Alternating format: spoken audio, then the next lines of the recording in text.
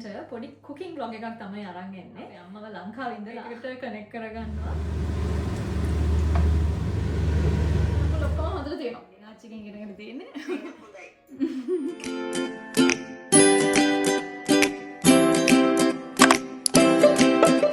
Hi everyone.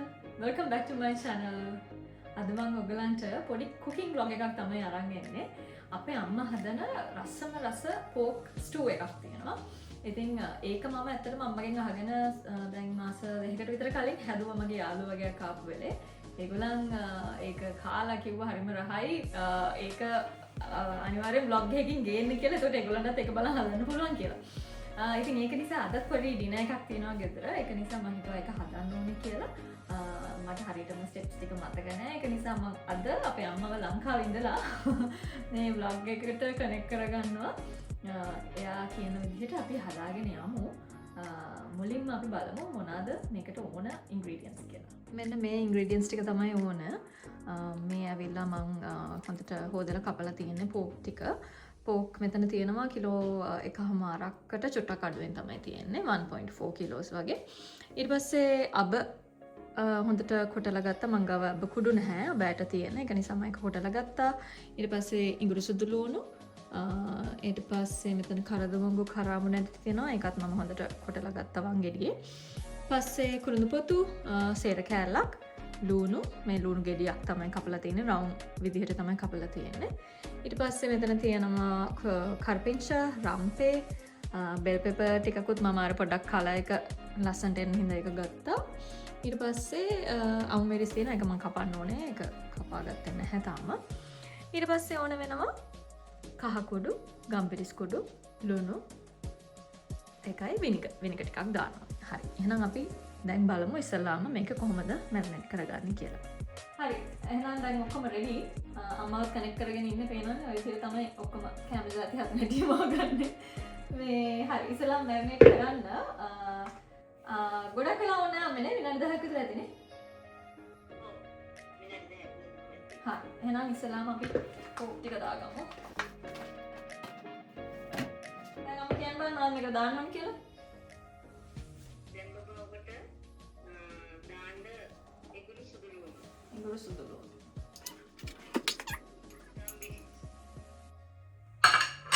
ගම්බිරිස් කොච්චරද? ගම්බිරිස් තේහි 3ක් විතර.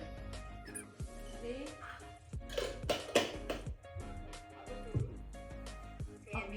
කුඩු. හරි.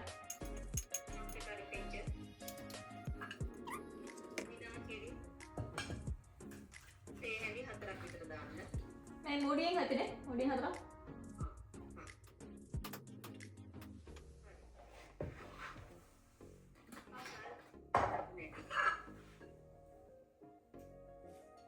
හරි. ඒකත් නෑ. හරි. සේරේක? සේර කැල්ල සුපරට දාන්න. පස්සේ කහ. කොච්චරද? තේහි භාගයක් විතර. තේහි භාගයක්.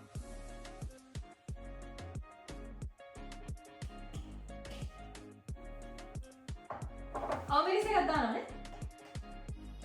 නෑ. අවමිරිස් පස්සේ. හරි. ඊට පස්සේ ලුණු.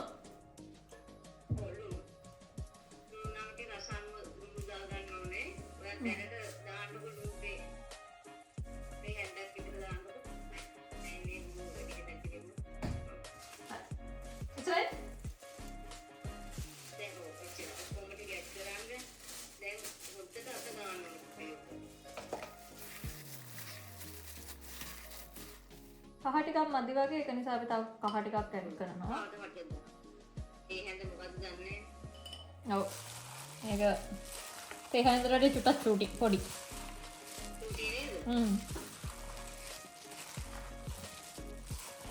ගම්පිරිස් තව තේ හැන්දක් විතර ඇඩ් කරමුද? හා. ගම්පිරිස් වැඩි වෙච්ච තරමට රසයි.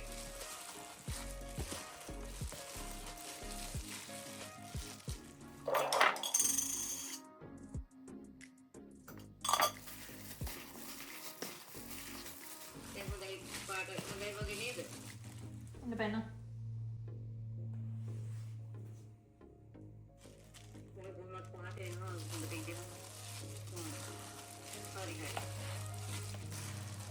කහට ඉඳන්නේ. ඒක අපි අපි. හරි. දැන් මොනවා හොඳට දැන් අපිට ගියාම ඇති. කොහොමද ටිකක් වැඩි වෙලාවක් උයන්න ඕන කෑම කොහොමස් කියන එක ටිකක් වැඩි වෙලාවක් උයන්න ඕනේ. මහා තුටක් තියන්න. මේ අතින් තද කරලා අතින් තද කරන්න. අන්න එහෙම. වාල විනාඩි 10ක් විතර තියන්න. මිනිස්සක නිකන් මෙහෙම බලන්නනේ. ඔව්. ලොකු හින්දා අන්න ඒ දිගට නැට්ටෙන් අල්ලගෙන. දැන් උගත් අනිත් පැත්තට බලන්න. අන්න හරි.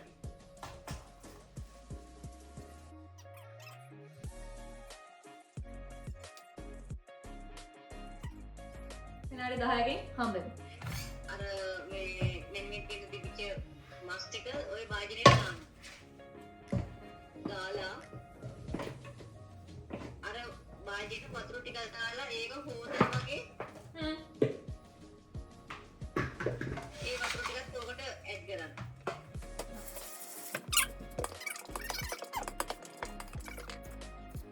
අපිට චූට්ටක් විතර ආවට කමක් නැහැ මොකද උගලා ඉඳින්න ඕනේ. වතුරකින් දෙන්න වතුර උනනවා උනපු වතුර ටිකකින් ඉඳින්න ඕනේ. හා. දැන් තමත් සුවඳයි.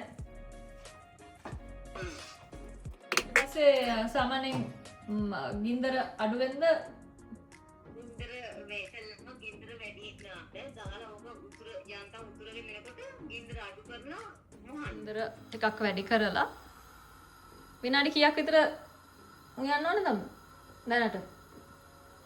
ඔබ මස් කියන්නේ ස්ටෑන වෙලාවක් ටිකක් මේ ඉදෙන්න උඩ ලිපේ මේ අම වෙන්න බැරන් මේ පොඩක් ලිපේ තියන්න ඕන. ඉතින් කොහොමද පැය භාගයක් වගේ විනාඩි 35ක් ඒ වගේ යන වෙලාවක් ඉදෙන්න ඕනේ මස් එක. හරි. දැන් එහෙනම් මේක මෙහෙම තියලා විනාඩි 20කට විතර පස්සේ වහමුනේ. ඔව්. මේ වෙලාව ඔයගොල්ලන්ට පේනවා ඇති මේකට හොඳට වතුර ඇවිල්ලා තියෙනවා. අපි දැන් මේ වෙන වතුර ගොඩක් පොඩ්ඩයි දැම්මේ. මේ වෙනකොට අර හයි හීට් එකේ මෙහෙම දැම්මේදී ඒකට වතුර උනනවා. චුට්ටක් වෙලා තියලා ඊළඟට බලමු මොකද කරන්නේ.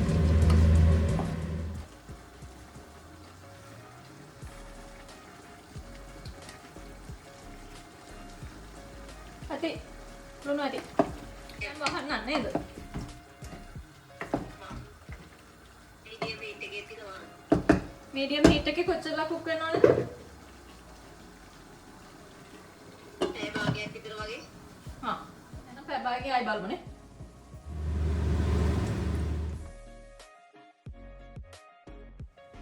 හරි දැන් 30 minutes නෙමෙයි අපි නිකන් 40 minutes වගේ මේක හොඳට කුක් කරගත්තා. අන්තිම ටික දැන් කරන්න තියෙන්නේ අන්න අනිත් ඔක්කොම ටික දැන් ඇඩ් කරන්න නේ. ලුණු ඔව් දැන් ලුණු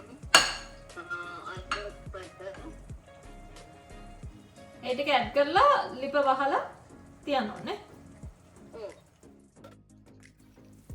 ඉතින් මේ විදිහට අපි දැන් දාගත්ත අනියන්ස් ටිකයි බෙල් පෙපර් ටිකයි ඒ වගේම අවමිරිස් ටිකයි හොඳට මික්ස් කරලා ආයමත් ලිඩ් එකෙන් වහලා 10 minutes විතර තියන්න ඕනේ. එතකොට අර භාජනයේ තියෙන රසනෙන්ම තමයි ඒ ටික තැම්බෙන්නේ. ගොඩක් තැම්බෙන්නේ නැහැ. එතකොට තමයි රස. ඉතින් ඔන්න දැන් අපේ පෝක් එක රෙඩි. අපි එහෙනම් පොඩි කෑල්ලක් දැන් කාලා බලමු.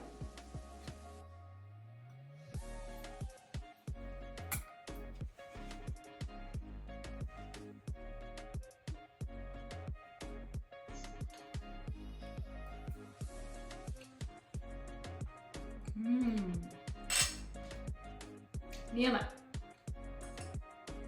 මාරම රහයි. ඇත්තටම මාරම රහයි.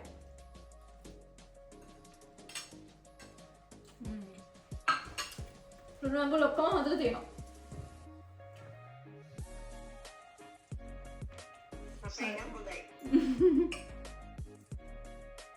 හරි. එහෙනම් මේ බ්‍රහ්මලා හදන කාලේ කොහොම නෙමෙයි ගලේ අඹලා මේ හදාන්නේ ඒක මේ දාන්න.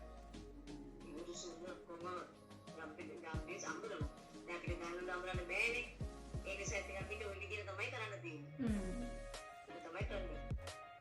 මේ කොහමරි දැන් පේනවනේ අපේ අම්ම ඉගෙනගෙන තියෙන්නේ එයාගේ අම්මගෙන් ආච්චිගෙන් ඉගෙනගෙන තියෙන්නේ මේක අර පරම්පරාවට යන රෙසිපි එකක් මාරහයි ඔයගලන්ව try කරලා බලන්න මේක ඕන එකක් එක්ක යනවා ඒ කියන්නේ ඔයගලන් fried rice එකක් හැදුවත් එහෙම නැත්නම් yellow rice හරි ඒ වගේ ස්පෙෂල් මොන හරි හදනවා වෙන්නත් පුළුවන් එහෙම නැත්නම් rice and curry එක්ක උනත් මේක හොඳට කන්න පුළුවන් pork stew එකක් ඉතින් ඔයගොල්ලෝ try කරොත් මට message එකක් හරි එහෙම නැත්නම් ෆොටෝ එකක් හරි එවන්න ඔයගොල්ලෝ හදපු එකේ එහෙනම් ඉතින් අද cooking vlog එක ඉවරයි මෙතනින් අම්මට thank you කියනවා මේ මට මේ කියලා දුන්නට එහෙනම් අපි තව දවසක අලුත් vlog එකකින් හම්බෙමු thank you for watching